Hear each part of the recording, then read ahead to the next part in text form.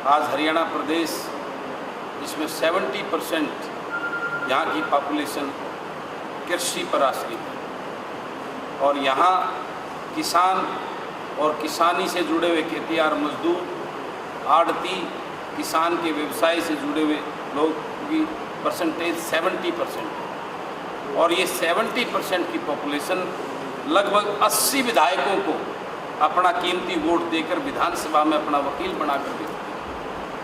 लेकिन आज ये बड़े दुर्भाग्य की बात है कि उस किसान के साथ कितना बड़ा धोखा और अन्याय कर रहे हैं हमारे यहाँ के नेता, सत्ता पक्ष और विपक्ष, और जो बड़े बड़ी पार्टियों के नेता हैं जो अपने आप को किसान पुत्र, धरती पुत्र और इस एग्रीकल्चर बेस्ड हरियाणा के अपने आप को नेता बोलने का काम करते हैं, वो एक शब्द भी जो 3 अध्यादेश इस किसान की बर्बादी वाले हैं जो अभी आए हैं, उनके ऊपर एक शब्द भी विधानसभा में बोलने की हिमाकत नहीं कर पाए। और किस प्रकार का एक फिक्सिंग मैच वहाँ पर देखने को मिला।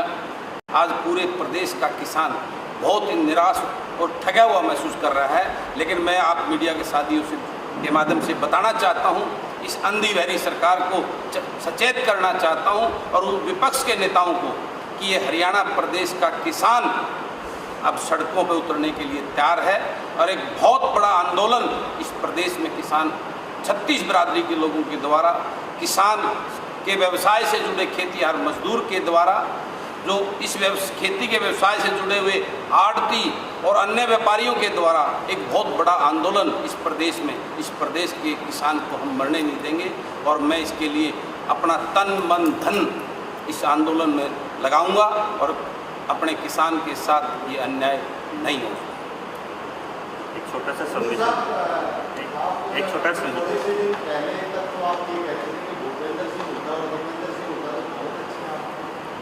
देखिए, बड़े होने के नाते मैं उनके प्रति एक आदर भाव की बात करता था। अच्छे बुरे का सर्टिफिकेट तो जनता को देना है और जनता नेता के काम को देती है और उसका एक जीता जाता उदाहरण इस सत्र में देखने को आपको मिले कि किस प्रकार की चिंता नेता विपक्ष ने इस प्रदेश के किसानों की की और किस प्रकार एक शब्द भी ना बोलकर वो सदन को छोड़ के बाहर चले गए। किस प्रकार उन्होंने जो है ना बड़े बड़े बिल्डरों के बिलों को उसमें बिजनेस एडवाइजरी कमेटी में उसको अप्रूव किया और किसान के जो अध्यादेश जो बिल था उसको वहाँ रिजेक्ट करा, चर्चा में ना लेने के लिए उस पर साइन किए।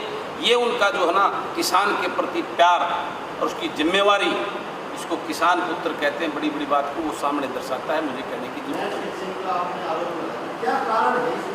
इस मैच फिक्सिंग का कारण आप सब जानते हैं। जिस प्रकार के उनके कार्यकाल के जो कर्मकांड है, जिन पे जो है ना सीबीआई जांच और इंक्वायरी और FIR हो चुकी है, इसलिए आज उनका रिमोट कंट्रोल खट्टर साहब के पास है। वो जिस प्रकार उस रिमोट को दबाएंगे, जिस प्रकार उसको चलाएंगे, वो ऐसे ही चलेगा और ये बिल्कुल इस विधानसभा सत्र में ये बिल्कुल सबके सामने आ चुका है।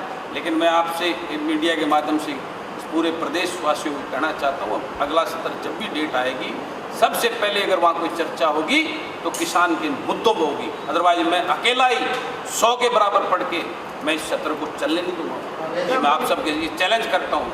क्या बदला किसानों के मसीहा? तो सब ने देखा, जो शामिल है, जिसने जो काम किया, जो वॉकआउट करके सदन छोड़ के जो लोग भाग गए, मुझे किसी का व्यक्तिगत नाम लेने की जरूरत नहीं है। लोग, ये प्रदेश के लोग अब ये झूठ और बहला फुसला कर इस जनता को बेवकूफ़ नहीं बना सकते। जनता सब जान चुकी है।